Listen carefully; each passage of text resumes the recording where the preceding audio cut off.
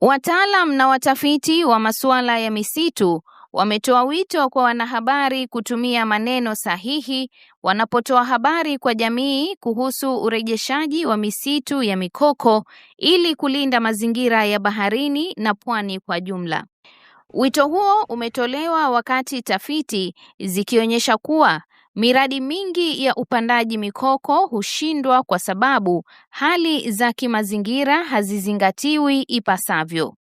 Wametoa wito huo kwenye warsha ya siku 2 iliyowaleta pamoja wanahabari kutoka pwani kuhamasishwa kuhusu mbinu wanapoangazia na kuandika habari kuhusu mikoko. Jambo kubwa ambalo tulikuwa tunasisitiza ni kwamba urejeshi sio mambo na kupanda tu. Kuna mambo mengi ambayo mtu anaweza akafanya ili kuhifadhi ama kurejesha sehemu maeneo ya mikoko ambayo yameathirika. Kama watu wa media tuweze kupass the right information bila uoga. Asante. Mikoko ina michango mikubwa katika kulinda ukanda wa pwani na ekolojia ya bahari. Inasaidia kupunguza mmomonyoko wa udongo, kulinda jamii dhidi ya mawimbi makubwa ya bahari kama vile tsunami, na pia husaidia kutengeneza mazalia mazuri ya samaki. Hata hivyo, mifumo hii ya ekolojia inaendelea kukabiliwa na changamoto kama matumizi mabaya ya ardhi, maendeleo ya pwani yasiyoendelevu, pamoja na athari za mabadiliko ya tabia nchi. Wataalam wanasema kuwa ingawa juhudi za kupanda mikoko zimeongezeka katika miaka ya hivi karibuni, miradi mingi haifanikiwi. Tafiti zikionyesha kuwa hadi 80% ya miradi ya upandaji wa mikoko hushindwa iwapo mambo kama mtiririko wa maji ya bahari, aina ya udongo na ufaafu wa eneo hayatachunguzwa vizuri. Tumeona kwamba ripoti nyingi ambazo zinakuwa posted kwenye different platforms ni kwamba upanzi ndio imekuwa ikipewa kipaumbele, na hii ni jambo ambalo tumeona success rate yake iko chini sana. Wana upanzi peke yake bila kufuatilia nini ilisababisha mikoko kupotea ama degradation ya mangrove, huwa iko na failure ya karibu 80%. So ndio maana tumeona tuhamasishe pia watu wa media ndio waweze kuelewa kwamba upanzi sio the only solution kwa upande wa mangrove restoration.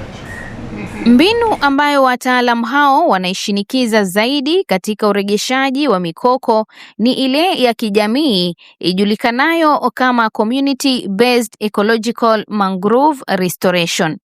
Mbinu hii inalenga kurejesha mtiririko wa asili wa maji ya bahari, kuelewa hali za mazingira ya eneo husika na kushirikisha jamii za wenyeji katika kulinda mikoko. Wakati mwingi watu walikuwa wanaenda tu kupanda kwa wingi. Unasikia leo tumepanda mamilioni ya mikoko, tumepanda aina fulani ya mikoko, lakini ukirudi pale baada ya mwezi mmoja unapata ile mikoko yote imeweza kufanya nini?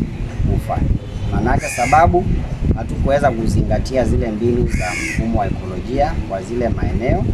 Kenya ina hekari zaidi ya 61,000 ya misitu ya mikoko, huku kaunti ya Lamu ikiongoza kwa ukubwa wa misitu ya mikoko humu nchini kwa 60%. Jamii hiyo ya Lamu ikiwa tayari imeanza kuzingatia mbinu hiyo ya kijamii ya kurejesha mikoko. Na mara nyingi tulikuwa tunapanda ile milinga propagules, hatukuwa tunaweka nurseries. After kupata training ya CBMR tulikuja tukagundua kwamba sisi tuko na power zaidi kuliko hata venye tulikuwa tunajichukulia. Si pesa peke yake tulikuwa tunafaa kupata katika restoration, bali the full ownership of the restoration project. Na kwa sasa venye tunatumia mfumo, tumeacha kupanda kwa ajili ya pesa ama kupanda kwa ajili ya numbers, na tunapanda for survival. Tunahakikisha mahali tumerejesha tumeweza kuachieve zile natija za ile mradi. Wanahabari waliokuwa katika warsha hiyo walipata fursa na ufahamu kuhusu mbinu hiyo. Nimekuwa nikiandika kuhusiana na masuala ya mazingira na mikoko kwa muda zaidi ya miaka 5.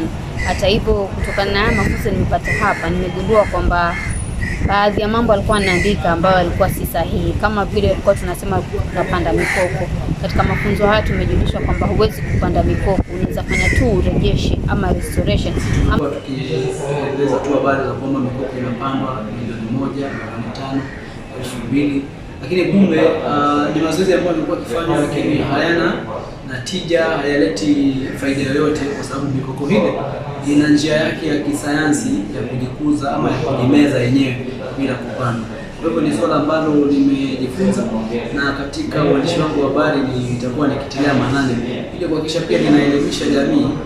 Urejeshaji na ulinzi wa mikoko unaendana na lengo la maendeleo endelevu, yaani SDG namba 14, ambalo linalenga kusimamia bahari na maeneo ya pwani kwa njia endelevu na kutambua thamani yake kubwa kwa jamii.